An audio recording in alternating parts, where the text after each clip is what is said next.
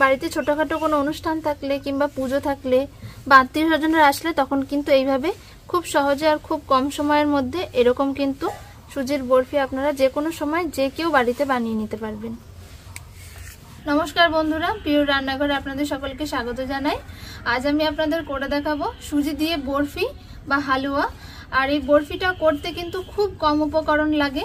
ঘরে থাকা কিছু উপকরণ দিয়ে খুব কম সময়ের মধ্যে আপনাদের আমি এই সুজির বরফিটা করে দেখাবো।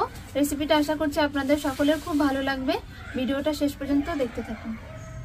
সুজির বরফি করার জন্য আমি এখানে 1 বাটি সুজি নিয়েছি চিনি, লবণ, কয়েকটা এলাচ, ঘি আর এখানে 10 টাকা প্যাকেটের 1 প্যাকেট গুঁড়ো দুধ নিয়েছি। সুজির বরফি করার জন্য আমি এখানে 1 বাটি সুজি নিয়েছি। এই সুজির বরফিটা আজকে আমি একটু অন্যরকম পদ্ধতিতে করব। প্রথমে ঘি দিয়ে ময়াম করে নেব। ময়াম করে নেওয়ার জন্য আমি এখানে একটা বড় থালা নিয়েছি, এর মধ্যে সুজিটা ঢেলে দিচ্ছি। আর এখানে সরু দানার যে সুজিটা হয় আমি সেইটাই নিয়েছি। যদি মোটা দানার সুজি নেন তাহলে একটু গুঁড়ো করে নেবেন, তাহলে কিন্তু বরফিটা খুব ভালো হবে। এর মধ্যে আমি দিয়ে দিচ্ছি 1 চামচ ঘি।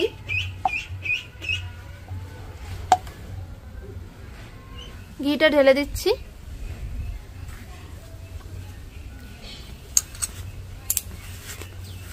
এইবার হাত দিয়ে এইভাবে খুব ভালো করে ময়াম করে নেব।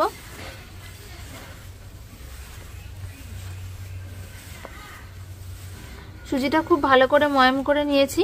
দেখুন সুজি আর ঘি একসঙ্গে খুব ভালো করে মিশে গেছে। উনুন ধরিয়ে আমি কড়াই বসিয়ে দিয়েছি। আর এই যে ঘি দিয়ে সুজি যে ময়াম করে রেখেছিলাম সেটা আমি দিয়ে দিচ্ছি এবার কড়াইয়ে। কড়াইয়ে সুজিটা দিয়ে এইভাবে অনবরত নাড়তে থাকতে হবে, কারণ সুজিতে যদি পুড়ে যায় সুজি তাহলে কিন্তু বরফিটা খেতে একদমই ভালো লাগবে না।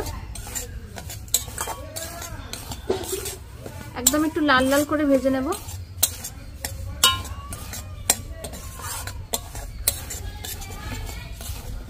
সুজিটা হালকা লাল করে ভেজে নিয়েছি আর সুজি থেকে খুব সুন্দর একটা গন্ধ উঠছে ভাজার।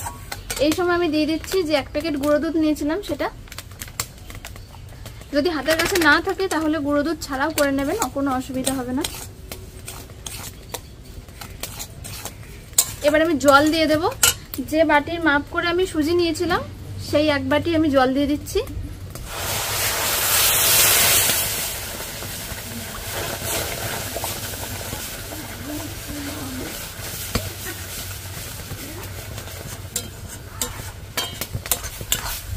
আর দিয়ে দিচ্ছি স্বাদ মতো চিনি।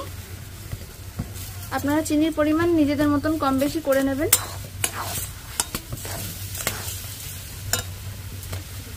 চারটে ফাটিয়ে রাখা এলাচ দিয়ে দিচ্ছি আর দিয়ে দিচ্ছি 1 চিমটে লবণ।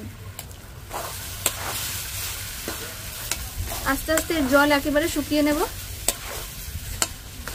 এই সময় কিন্তু উনুনের আঁচটা একটু কম রাখবেন, তাহলে সুবিধা হবে।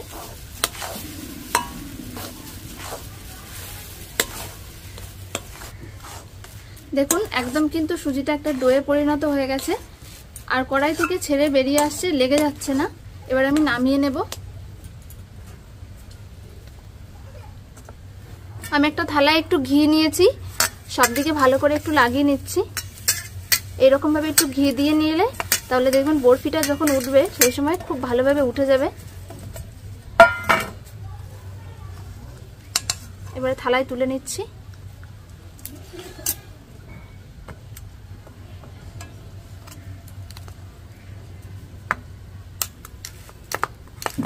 এবার থালার চারিদিকে ভালো করে এভাবে ছড়িয়ে দিচ্ছি।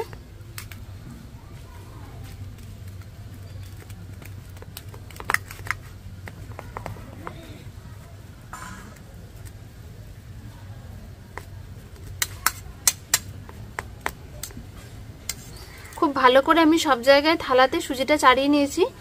এর উপরে দিয়ে দিচ্ছি আমি কয়েকটা বাদাম কুচি আর এইভাবে হাতে করে চেপে চেপে বসিয়ে দেব।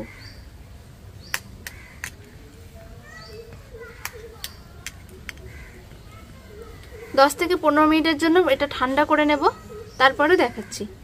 সুজির বরফি আমি 10-15 মিনিট মতো ঠান্ডা করে নিয়েছি। এবার কেটে আপনাদের দেখাচ্ছি।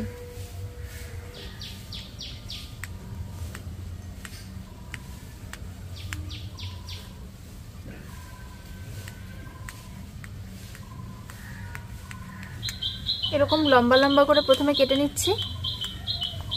আপনারা কিন্তু নিজেদের ইচ্ছে মতো শেপ দিয়ে নেবেন।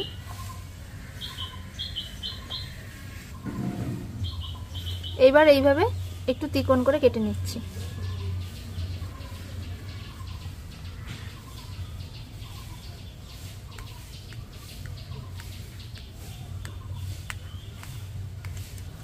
বরফিগুলো কেটে এবারে বের করে আপনাদের দেখাচ্ছি।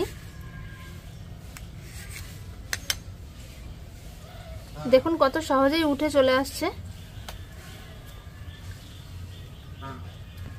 দেখুন বরফিগুলো দেখতে কতটা সুন্দর লাগছে আর খুব সহজে উঠে চলে আসলো। এই দেখুন পেছন দিকটা।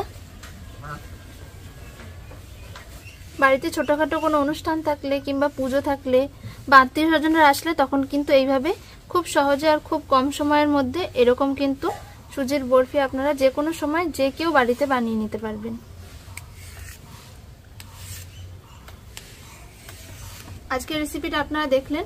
আশা করছি আজকের রেসিপিটা আপনাদের সকলের খুব ভালো লেগেছে।